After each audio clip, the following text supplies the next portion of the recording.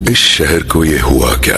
अरे वो छोड़ो, लोगों को ये हुआ क्या? मतलब यार, अब लोग महादेव का अपमान करने के लिए अब किसी भी हद तक जाने को तैयार हैं। वैसे तो महादेव पर हमेशा से ये लोग अलग अलग तरीके के एलिगेशंस लगाते रहते हैं ताकि कैसे भी करके उनका अपमान किया जाए, क्योंकि ये लोग परमपिता परमेश्वर भगवान शिव की सुप्रीमेसी को चाह कर भी एक्सेप्ट नहीं कर पा रहे हैं। आज हम केवल बकरा मुंडी वैष्णवों की बात का ही खंडन नहीं करेंगे, बल्कि खंडन करेंगे हर उस शख्स, हर उस कम्युनिटी के क्लेम का जिसके जरिए वो आदि योगी योगेश्वर भगवान शिव को कामी बोलते हैं, जिसके जरिए वो ये क्लेम करते हैं कि महादेव, जी हाँ, कोई और नहीं बल्कि महादेव नारायण के मोहिनी अवतार पर मोहित होकर उसके पीछे दौड़ने लगते हैं। और इस चीज में दूसरे मजहब के लोगों के साथ साथ कुछ खास तरह के हिंदू समुदाय भी शामिल हैं, जो खुद को सनातनी तो कहते हैं पर हैं पीसफुल कम्युनिटी से कम नहीं। आज इन सब के द्वारा परम पिता पर लगाए हुए इस वाहियात आरोप का शास्त्रों के साथ खंडन करेंगे। वैसे तो ये चीज मेरे एक दोस्त ने पहले ही काउंटर करने के लिए रिकमेंड की थी, पर उस समय मैं एग्जाम्स की वजह से इतना बिजी था कि मैं ये नहीं कर पाया, पर कोई बात नहीं, आज कर रहा हूँ। और वैसे मैं ये पहले ही बता दूं कि ये वीडियो सिर्फ बकरा मुंडियों के लिए ही नहीं है, बल्कि हर उस शिवद्रोही के लिए है जो इसे उनका अपमान करने के लिए इस्तेमाल करते हैं। और ये मैं इसलिए बता रहा हूँ क्योंकि पहले हम इसका खंडन बकरा मुंडियों के लिए करते थे,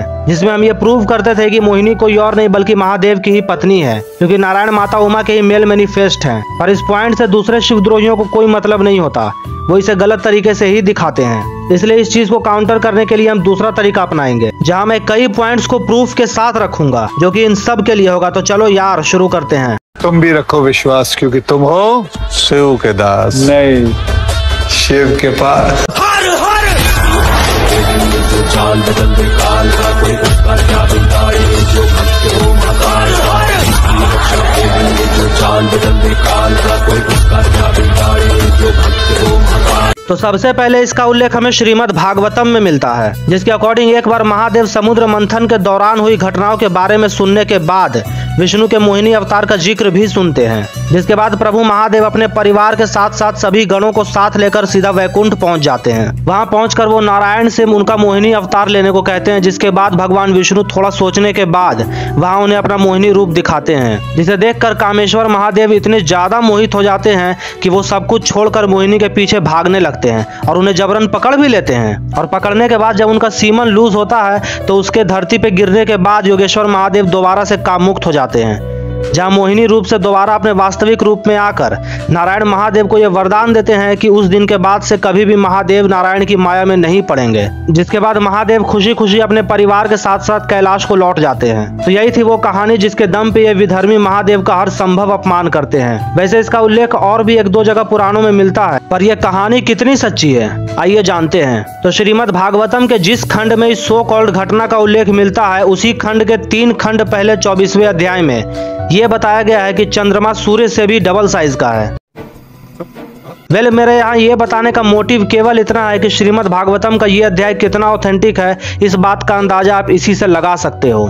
इसके अलावा कुछ लोग इसे लीला का नाम दे देते हैं, पर लीला के नाम पर हम कोई भी बवासीर थोड़ी ही झेल लेंगे, है कि नहीं। खैर, जैसा कि मैंने आपको पहले बताया कि महादेव जब ये सब सुनते हैं तब वो नारायण के पास जाते हैं, पर वो एग्जैक्टली क्या सुनते हैं, कभी सोचा है? मैं ही बता देता हूँ। महादेव मोहिनी रूपी नारायण के द्वारा किए हुए कार्यों के बारे में सुनते हैं, जहां हमें पता चलता है कि नारायण मोहिनी अवतार लेकर असुरों को भ्रमित कर देवताओं को अमृत पिला देते हैं। यहाँ ध्यान देना कि ये लोग जिस मोहिनी अवतार के पीछे कामेश्वर महादेव को आकर्षित दिखाते हैं, उसी मोहिनी अवतार के सामने आम देवता बैठकर अमृत पी रहे थे, वो भी बिना उनकी तरफ अट्रैक्ट हुए। मतलब जिनकी तरफ आम देवता भी अट्रैक्ट नहीं हुए, उनकी तरफ योगेश्वर महादेव अट्रैक्ट होंगे क्या? कोई सेंस है इस बात की? वैसे यहाँ पर कुछ लोग ये बहाना दे सकते हैं कि हो सकता है कि नारायण ने अपनी माया का इस्तेमाल केवल असुरों पर किया हो, देवों पर नहीं, और शायद इसीलिए देवों पर इसका असर न हुआ हो। तो ऐसे लोगों के लिए पहली बात तो ये है कि नारायण ने वो माया केवल असुरों पर की, ऐसा कहीं नहीं लिखा, क्योंकि मोहिनी अवतार देवों और असुरों दोनों के लिए समान रूप से प्रकट हुआ था, और जिस मोहिनी ने असुरों को भ्रमित किया था उसी ने देवों को अमृत भी पिलाया था। तो इनका ये लॉजिक तो बिल्कुल बेकार है कि वो माया केवल असुरों के लिए थी। और दूसरी बात यह कि अगर हम ये मान भी लें कि वो माया केवल असुरों के लिए थी, तभी एक असुर ऐसा था जिसने नारायण की इस माया को पार कर अमृत पी लिया था, और वो कौन था ये आप समझ ही गए होंगे। यानी राहु जैसे असुर ने भी नारायण की माया को ओवर पावर कर दिया था, और ये लोग कहते हैं कि महादेव पर उनकी माया का असर होगा। अबे कुछ तो लॉजिक लगाओ सालों, मतलब यार लॉजिक का तो मर्डर कर दिया इन लोगों ने। इसके अलावे जब ये लोग कहते हैं कि महादेव काम से पीड़ित होकर मोहिनी का पीछा करते हैं, तो यहाँ पर सोचने वाली बात यह है कि जिन पुराणों से ये लोग ये क्लेम करते हैं, उन्हीं पुराणों में ये चीज भी मेंशन है कि महादेव ने काम के देवता कामदेव को भस्म कर दिया था जब वो महादेव पर हावी होने की कोशिश कर रहे थे। यानी जिन्होंने कामदेव को ही भस्म कर दिया था, उन पर भला काम का कैसे असर होगा।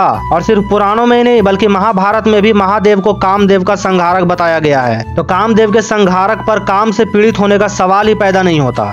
इसके बाद आगे बढ़ने से पहले मैं आपको ये याद दिला दूं कि मैंने अपनी इस वाली वीडियो में प्रूव किया था कि नरसिंह अवतार वास्तव में महादेव का था, जो उन्होंने नारायण को दे दिया था। ये तो आपको याद होगा ही।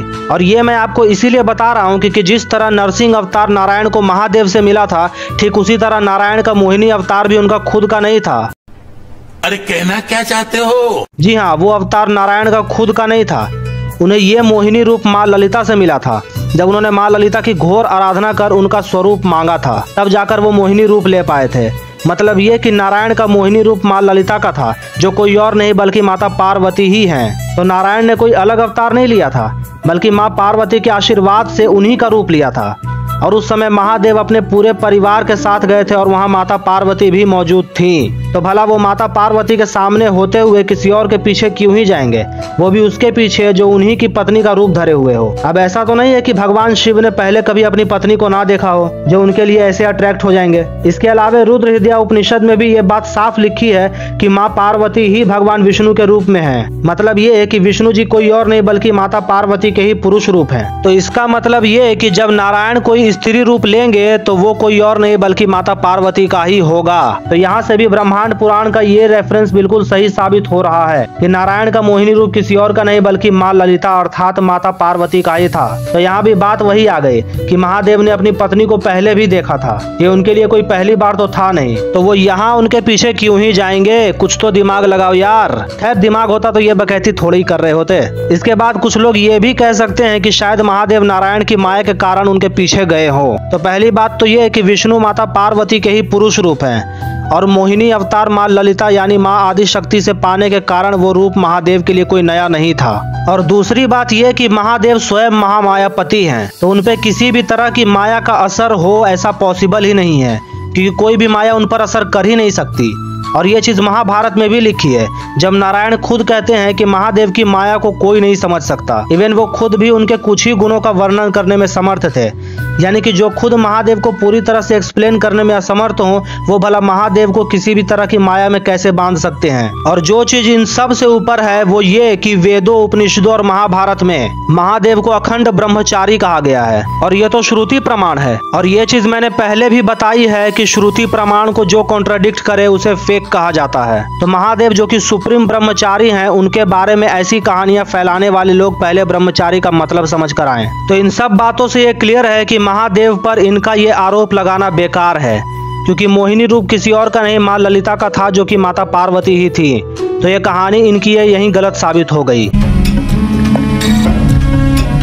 तो इतना सब कुछ दिखाने के बाद अब सवाल ये भी आता है कि क्या श्रीमद् भागवतम की ये कथा झूठी है? तो जवाब है हाँ भी और ना भी। हाँ इसीलिए क्योंकि ये कहानी सुखदेव और परीक्षित के बीच की कन्वर्सेशन का एक पार्ट थी, और नहीं इसलिए क्योंकि जाते समय सुखदेव ने ये खुद कहा था कि उन्होंने जो कुछ भी सुनाया है वो केवल लेसन देने के लिए था, इसमें प्राथमिक सत्य कुछ भी नहीं था। तो हाँ, सुखदेव ने ये कहानी सुनाई, ये सच है, पर उसका रियलिटी से कोई लेना देना नहीं था। अगर इन लोगों ने भागवतम भी सही से पढ़ ली होती तो आज ये दिन ना देखना पड़ता।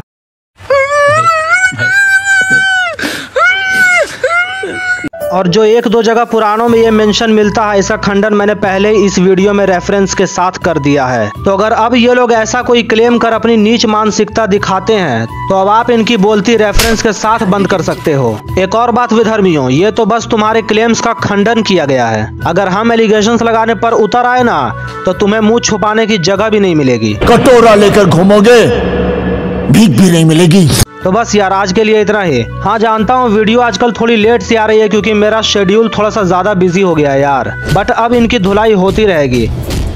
हर हर महादेव, शिव शिव।